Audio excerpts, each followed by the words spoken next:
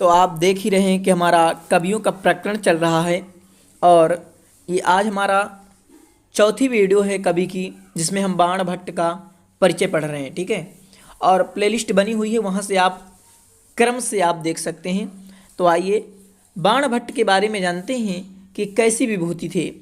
देखिए एक क्रमबद्धता रूप से इन्हें लिखा गया है कि बाण भट्ट का वंश वृक्ष यानी कैसे हुआ, वत्स, और वत्स का वत्स से हुआ कुबेर। कुबेर कर्मकांडी व श्रुति शास्त्र संपन्न ब्राह्मण था। इसके बाद कुबेर से पाशुपत्र, पाशुपत्र अर्थपति, इसके 11 पुत्र हुए। जो पाशुपत हैं, इनके 11 पुत्र हुए, जिनमें से एक उनका पुत्र का नाम है चित्रभानु। ठीक है, 11वें पुत्र में यानी एक पुत्र था जिसका नाम था चित्रभानु। अब चित्रभानु के एक लड़के का नाम है बाण भट्ट। अब बाण भट्ट की बात करते हैं तो बाण भट्ट जो हैं, इनके 2 लड़के हुए। एक लड़का हुआ भूषण भट्ट या पुलिंद भट्ट, और इसको बोले हैं पुलिन भट्ट, कई नामों से जाना जाता है। तो इनका एक लड़का जो भूषण भट्ट है और इसे पुलिंद भट्ट भी कहते हैं। आइए अब बाण के थोड़ा हम चर्चा में जानते हैं कि आखिर बाण का निवास स्थान और कहाँ ये रहे, जो कि इम्पॉर्टेंट प्रश्न है, जो कि पूछे जाते हैं एग्जामों में।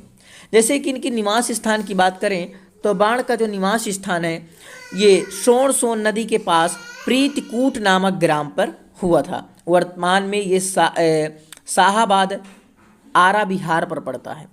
इनका राजाश्रय की बात करते हैं तो सम्राट हर्ष के सभा पंडित थी। इनके पितामह की बात करें तो पितामह हुए अर्थपति। पिता का नाम चित्रभानु, माता का नाम राज देवी। तो आप जब याद कीजिए तो ऐसे याद कीजिए कि बाण भट्ट की माता का नाम राज देवी, बाण भट्ट के पिता का नाम चित्रभानु, बाण भट्ट के पितामह का नाम अर्थपति। तो ये धीरे धीरे 2-3 बार आप पढ़ लेंगे और इनका नोट्स बना लीजिए तो आपको ये आराम से याद हो जाएंगे। आगे बात करते हैं कि इनकी पत्नी का नाम क्या है।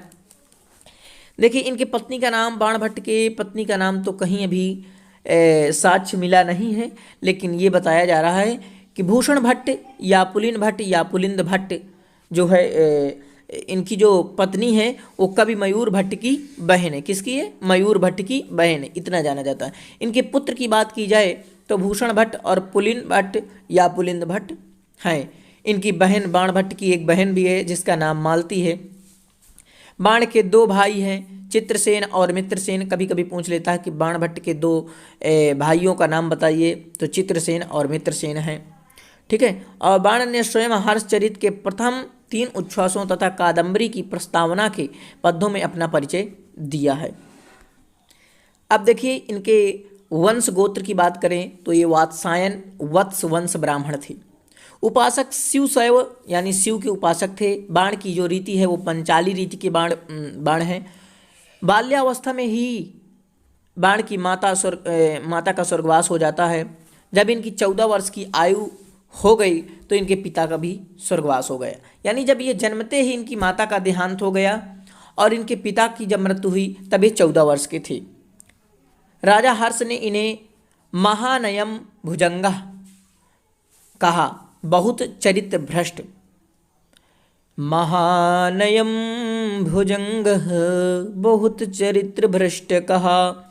हर्ष का राज्याभिषेक अक्टूबर 606 ईस्वी में हुआ और उनकी मृत्यु 648 ईस्वी में हुई। 606 ईस्वी में उनका राज्याभिषेक हुआ और 648 ईस्वी में उनकी मृत्यु हुई। अब बात करते हैं ह्वेनसांग। तो ह्वेनसांग ने 629 से 645 तक भारत भ्रमण किया था और वह हर्ष के निकट संपर्क में आया था। बाण की समय की बात करें तो 7वीं शताब्दी ईस्वी का पूर्वार्ध माना जाता है। बाण भट्ट का विवाह महाकवि मयूर भट्ट या सूर्य शतक की बहन से हुआ था। देखिए जो मयूर भट्ट है उसका एक नाम सूर्य शतक भी है।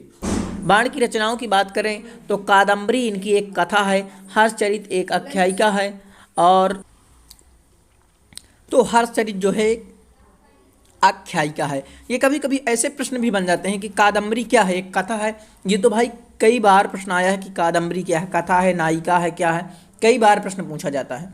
तो कादम्बरी एक नायिका भी है जो कादम्बरी कथा में ही समाहित है। ठीक है, और कादम्बरी जो रचना है बाणभट्ट की वो एक कथा है। हर्षचरित आख्यायिका है, चंडी शतकम मुक्तक है और मुकुट ताड़ितक नाटक है और पार्वती परिणय ये भी एक नाटक है। अब देखिए, हर्षवर्धन के चचेरे भाई कृष्ण के निमंत्रण पर बाणभट्ट हर्ष के राज दरबार पर पहुँचे। अब इनकी कुछ उपाधियों की बात कर लेते हैं जो कई बार पूछा जाता है। वश्यवाणी कवि चक्रवर्ती,